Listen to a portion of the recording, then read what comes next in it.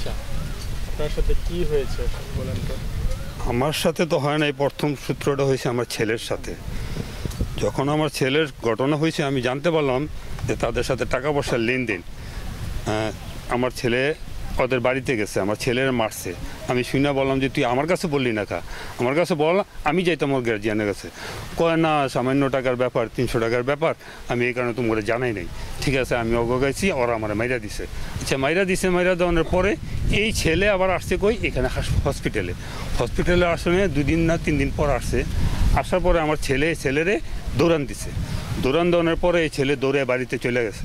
বাড়িতে চলে যাওয়ার পরে ঘটনাটা ওইখানে আমার ছেলেরা আমি প্রচুর মারছি।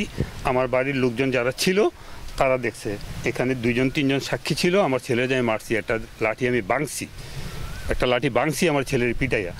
আবার এরকম বলছি যে তুই ওদেরকে দৌড়াইতে গেছিস কি লেগে, ওদের গোষ্ঠী বড়, ওদের লোক সংখ্যা বড়, ওদের সাথে আমরা পারবো না, 10 মিনিটের ভিতরে তোরা কোবাইবো। আমি কথাটা বলে সারতেও পারি নাই। এর ভিতরে বাড়িতে গেছি, এরা শুনতেছি কি দাও স্যান বডি মুডি নিয়ে আসতেছে। দৌড়ে আমি আমার কাছ ফেলেই আসলাম। এখানে এসে দেখি আমার ছেলের গলায় এভাবে বডি দাও আটকে রাখছে। আর ছেলেটার আমি নাম জানি না, আমি কারণ দীর্ঘদিনের বাইরে ছিলাম, এই কারণে আমি নাম জানি না। একটা ছেলেরে আমি বডিটা হাত থেকে নিতে চাইলাম, এখানে আমার স্পট আছে, বডিটা আমার হাত কেটে গেছে, নিতে চাইলাম। তখন আমার ডাক্তার আমাদের একটা বাড়ি মারলো, এখানে আমার একটা বাড়ি মারার পরে তখন আমি বডিটা ছাইড়া দিলাম। ছাইড়া দেওয়ার পরে আমার জ্যাঠতো ভাই আছে, উনি উপস্থিত আছে। উনি না থাকলে আমাকে খুব আঘাত করতো। উনি দাওড়া তখনকার অগর থেকে নিয়ে গেল, নিয়ে আমার এই পাশের ঘরে ওদেরকে দিল।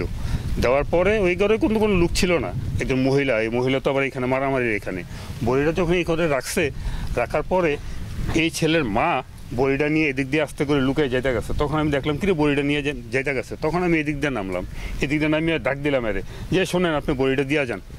বড়িটা কী জন্য আনছেন, এটা দিয়া যান কখনো। এখানে ওই বাড়ির মানুষ কিন্তু এখানে সব দাঁড়ানো ছিল, প্রচুর মানুষ দাঁড়ানো ছিল। তখন এই মহিলা দিয়ে দৌড় দেওয়া নেই, ওই যে কালা পলিথিনটা, আমি অতটুকু পর্যন্ত গেছি।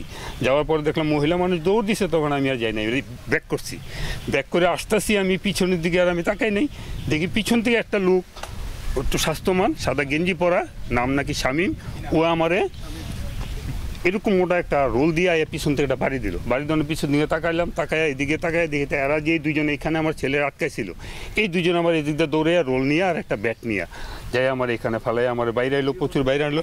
আমার পাওটাও আঘাত করলো, আমি তখন হাঁটতে পারতেছি না, আমি বেহুশের মতন অজ্ঞান হয়ে গেলাম এখানে। তখন আমার মেয়ে আসলো আমার বাঁচাইতে।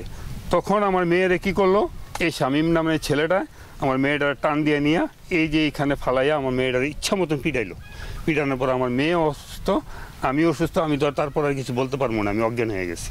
তারপর আমি হাসপাতালে গেছি, ট্রিটমেন্ট করছি। আমি একটুকে দেখছি। তারা কি ধরনের লোক? তারা পূর্বে আমাদের এই বংশের মধ্যে এমন কোনো ফ্যামিলি নাই যে 1-2 জন পূর্বের থেকে মাইর খায় নাই।